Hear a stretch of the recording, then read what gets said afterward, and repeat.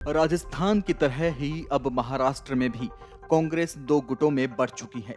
वैसे ये बात अरसे से कही जा रही थी, अब इस पर मुहर लग गई है। कांग्रेस के सीनियर लीडर और विधानमंडल में पार्टी के नेता बाला साहेब थोरात ने 7 फरवरी को इस्तीफा दे दिया है, जिसके बाद में अब पार्टी में उथल पुथल जारी है।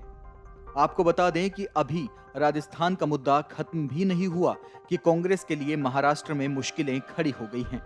सूत्रों से मिली जानकारी के मुताबिक नेता बाला साहेब ने अपने इस्तीफे का पत्र कांग्रेस के राष्ट्रीय अध्यक्ष मल्लिकार्जुन खड़गे को 2 फरवरी को ही भेज दिया था, जिसकी सूचना अब जाकर मिली है। इस्तीफे पत्र में थरोत ने नाना पटोले पर बड़ा आरोप लगाते हुए कहा कि कांग्रेस प्रदेश अध्यक्ष नाना पटोले के साथ में काम करना मुश्किल हो गया है। थरोत के इस आरोप से यहाँ की राजनीति गरमाई हुई है, तो वहीं दूसरी तरफ नाना पटोले ने 7 फरवरी को नागपुर में इस मुद्दे पर अपनी प्रतिक्रिया दी, जिसमें उन्होंने बड़ा खुलासा किया है। पटोले ने कहा है कि उन्हें इस्तीफे के पत्र को लेकर कोई जानकारी नहीं है, थोरात तो उनसे बात तक नहीं कर रहे हैं। नाना पटोले ने आगे कहा कि आज बाला साहेब थोरात का जन्मदिन है, मैं उन्हें शुभकामनाएं देता हूं, उन्हें लंबी उम्र मिले, उनका और राजनीतिक उत्कर्ष हो। जहां तक उनके इस्तीफे की बात है तो उन्होंने इस्तीफा नहीं दिया है। बता दें कि सूत्रों के हवाले से यह भी खबर है कि हाईकमांड ने नाना पटोले को बातचीत से मामला हल करने की सलाह दी है और आपसी फूट और मतभेद भुलाकर पार्टी हित में काम करने को कहा है। इसी बीच कांग्रेस हाईकमांड ने बाला साहेब थोरात का इस्तीफा स्वीकार नहीं किया है।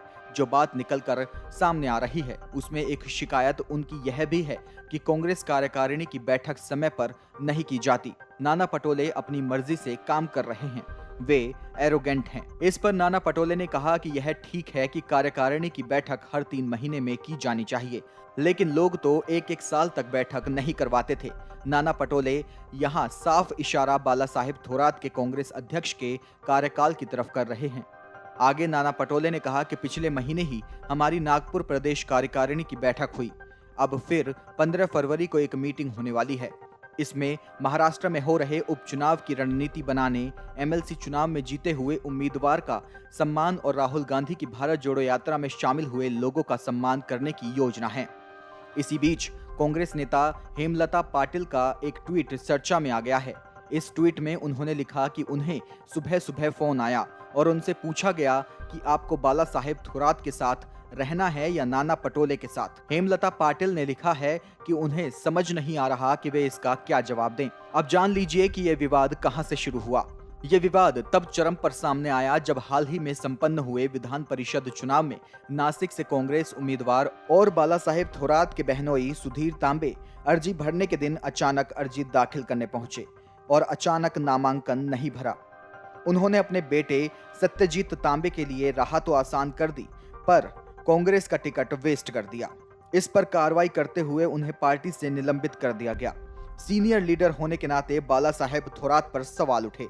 वे बीमार होने की वजह से अस्पताल में भर्ती हो गए। इस बीच सत्यजीत तांबे निर्दलीय उम्मीदवार बनकर चुनाव जीत गए। उनके चुनाव जीत जाने की वजह से नाना पटोले का पलड़ा हल्का हो गया। जब तक कांग्रेस पार्टी कुछ फैसला लेती उससे पहले ही एनसीपी के अजीत पवार बोल पड़े कि सत्यजीत तांबे जीत गए हैं, उनके साथ सलाह मशवरा करना चाहिए और उन्हें पार्टी में ले लेना चाहिए। जबकि सत्यजीत तांबे ने प्रेस कॉन्फ्रेंस में नाना पटोले का नाम ना लेते हुए आरोप लगाया कि उन्हें और उनके परिवार को बदनाम करने की साजिश रची जा रही है। Video desk amarujala.com। डाउनलोड करें अमर उजाला ऐप और पाएं खबरें लगातार। अगर आप ये वीडियो YouTube पर देख रहे हैं तो हमारे चैनल को सब्सक्राइब करें और बेल आइकन को दबाना ना भूलें। अगर आप Facebook पर ये वीडियो देख रहे हैं तो हमारे पेज को लाइक करें।